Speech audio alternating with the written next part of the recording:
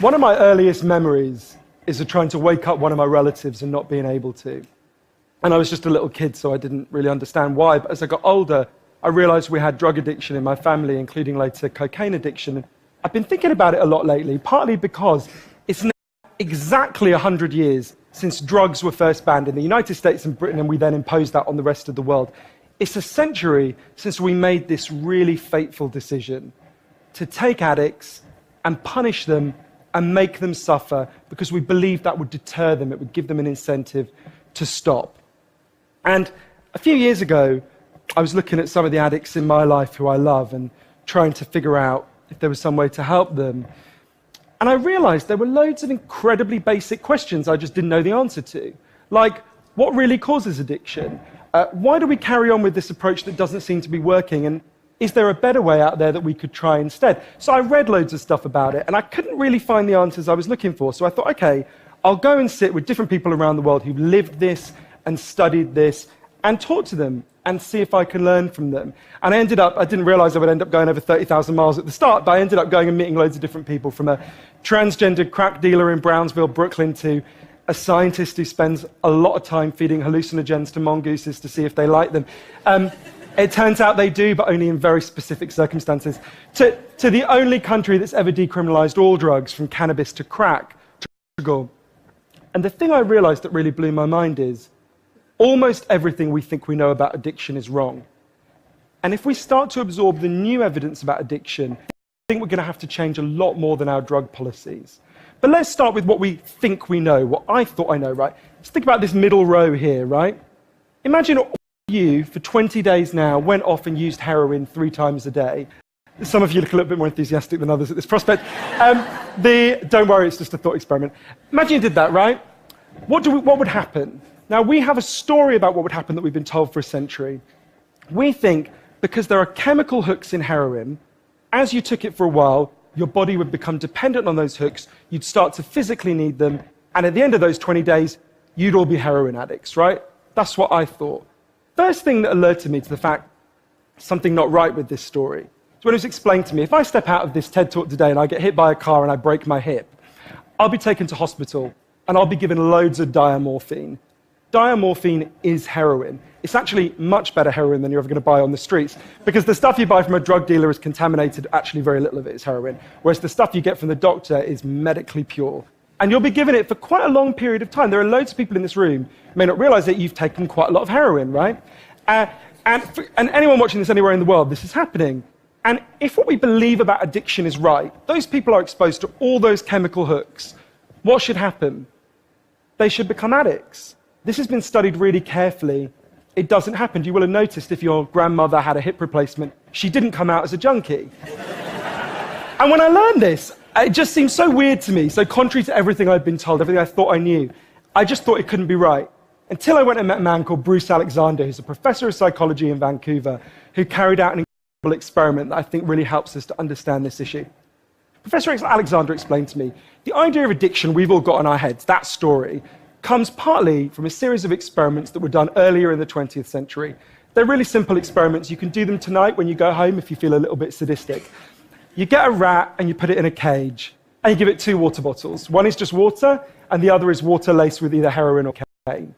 If you do that, the rat will almost always prefer the drugged water and almost always kill itself quite quickly. So there you go, right? That's how we think it works. In the 70s, Professor Alexander comes along and he looks at this experiment and he noticed something. He said, we're putting the rat in an empty cage. It's got nothing to do except use these drugs. Let's try something a bit different. So Professor Alexander built a cage that he called Rat Park, which is basically heaven for rats, right? They've got loads of cheese, they've got loads of colored balls, they've got loads of tunnels. Crucially, they've got loads of friends, they can have loads of sex, and they've got both the water bottles, the normal water and the drugged water. But here's the fascinating thing. In Rat Park, they don't like the drugged water. They almost never use it. None of them ever use it compulsively. None of them ever overdose. You go from almost 100% overdose when they're isolated to 0% overdose when they have happy and connected lives. Now, when he first saw this, Professor Alexander thought, maybe this is just a thing about rats. They're quite different to us, maybe not as different as we'd like, but, But fortunately, there was a human experiment into the exact same principle happening at the exact same time. It was called the Vietnam War. In Vietnam, 20% of all American troops were using loads of heroin. And if you look at the news reports from the time, they were really worried because they thought, my God, we're going to have hundreds of thousands of junkies on the streets of the United States when the war ends. It made total sense. Now, those soldiers who were using loads of heroin were followed home. The Archives of General Psychiatry did a really detailed study, and what happened to them? It turns out they didn't go to rehab. They didn't go into withdrawal. 95% of them just stopped. Now, if you believe the story about chemical hooks, that makes absolutely no sense. But Professor Alexander began to think there might be a different story about addiction. He said, what if addiction isn't about your chemical hooks? What if addiction is about your cage? What if addiction is an adaptation to your environment? Looking at this, there was another professor called Peter Cohen in the Netherlands who said, maybe we shouldn't even call it addiction. Maybe we should call it bonding. Human beings have a natural and innate need to bond. And when we're happy and healthy, we'll bond and connect with each other. But if you can't do that because you're traumatized or isolated or beaten down by life, you will bond with something that will give you some sense of relief. Now, that might be gambling, that might be pornography, that might be cocaine, that might be cannabis, but you will bond and connect with something because that's our nature. That's what we want as human beings.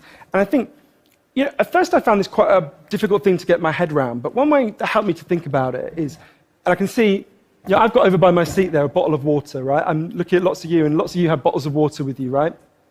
Forget drugs, forget the drug war. Totally legally, all of those bottles of water could be bottles of vodka, right? We could all be getting drunk, I might after this. But we're not, right? Now, because you've been able to afford the approximately a gazillion pounds that it costs to get into a TED Talk, I'm guessing you guys could afford to be drinking vodka for the next 6 months. You wouldn't end up homeless. You're not going to do that. And the reason you're not going to do that is not because anyone's stopping you. It's because you've got bonds and connections that you want to be present for. You've got work you love. You've got people you love. You've got healthy relationships. And a core part of addiction, I came to think, and I believe the evidence suggests, is about not being able to bear to be present in your life. Now, this has really significant implications. The most obvious implications are for the war on drugs, right?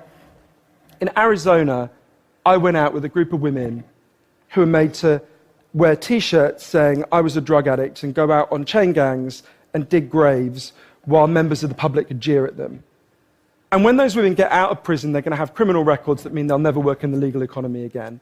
Now, that's a very extreme example, obviously, in the case of the chain gang, but actually almost everywhere in the world we treat addicts to some degree like that. We punish them, we shame them, we give them criminal records, we put barriers between them reconnecting.